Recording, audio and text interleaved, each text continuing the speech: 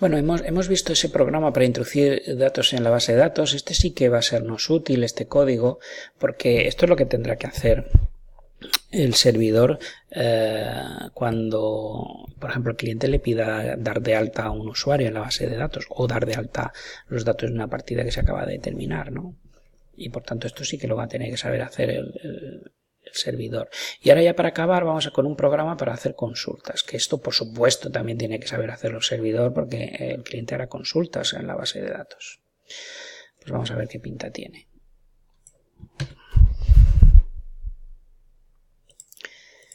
Pues esto lo borro y voy a empezar con uno nuevo. Crea uno simple, blanco, y aquí vamos a repasarlo. De nuevo los includes típicos, aquí la estructura para conexión, y aparecen unas estructuras nuevas que básicamente es necesarias para recoger el resultado de la consulta y poder procesarlo. Recuerda que una consulta siempre da como resultado una tabla con los datos resultantes de esa consulta, pues estas son las estructuras necesarias para procesar esa tabla. Bien, me conecto y pues a mí que me conecto otra vez con la base de datos de personas. Lo mismo que antes, ¿eh? Y aquí ya tenemos un ejemplo de cómo hacer una consulta, ¿eh? Y es la consulta más simple posible. Dame todo lo que hay en ese momento en la tabla personas.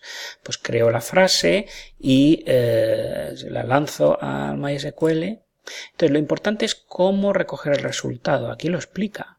Pues le digo con la función StoryResult, le doy el conector de la base de datos para que me dé el resultado de la última consulta que se hizo aquí. Y el resultado lo guarda en resultado, que no es más que una tabla. Y ahora lo que hay que hacer es recorrer la tabla. Bueno, pues cojo y le digo, dame la siguiente fila de esa tabla. Voy a recorrer la tabla fila a fila. En cada fila hay uno de los resultados de la consulta.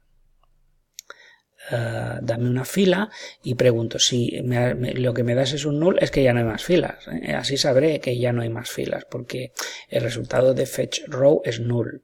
Pues si es nulo ya no hay más filas y si no, pues venga, doy vueltas. Mientras sea distinto de null, lo que voy a hacer es procesar los datos de esa fila. La fila, después de todo, no es más que un vector de strings en el que tenemos tres strings. El DNI es en la posición 0 de row, el nombre en la posición 1 y la edad en la posición 2, ¿no? De alguna manera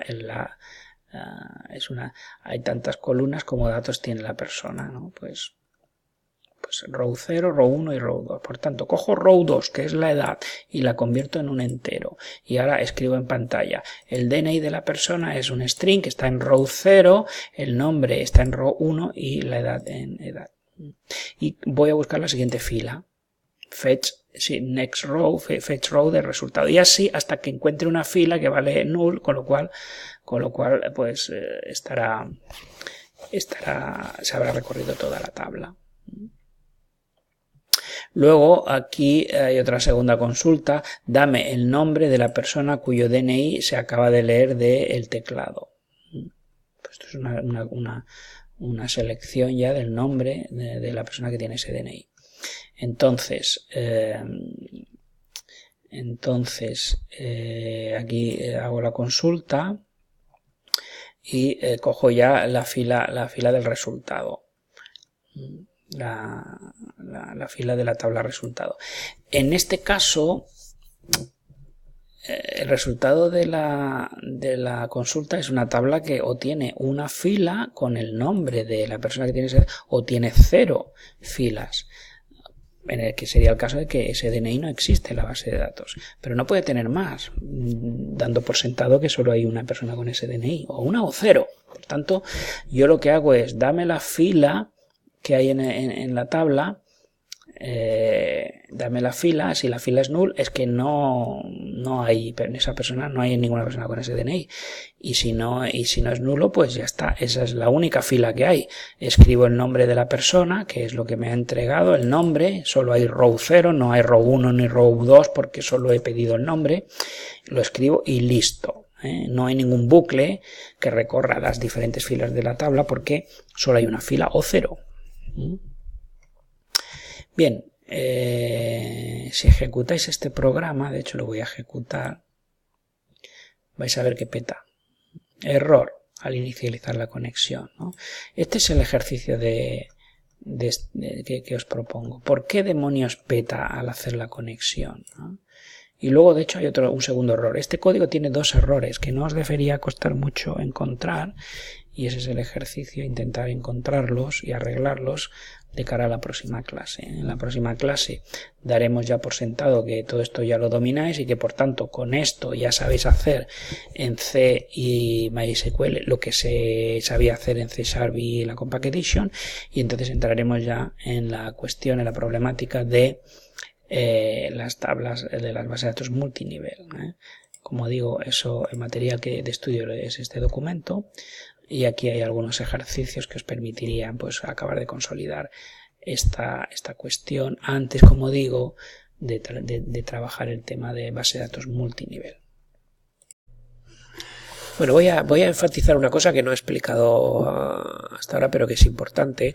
Cuando yo tengo ya un programa en C, en este caso el programa para consultar los datos en la base de datos, pues claro, tengo que salvarlo, porque ahora de momento no es un fichero que se llama sin título, de hecho no está salvado, así que lo que hay que hacer es guardar como,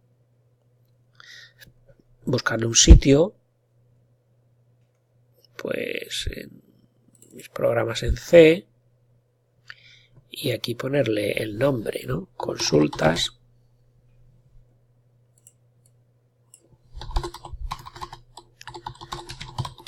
.c. Eso no hay que olvidarlo, de salvarlo, claro. Es más, yo lo que recomiendo también es que lo copiéis y lo salvéis en Windows, pues donde tengáis vuestros ficheros Windows, tengáis una copia de seguridad, por ejemplo aquí, ¿no?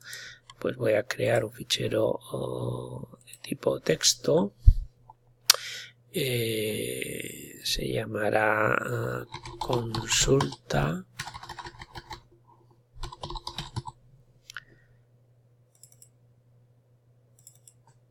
y lo salvo ahí.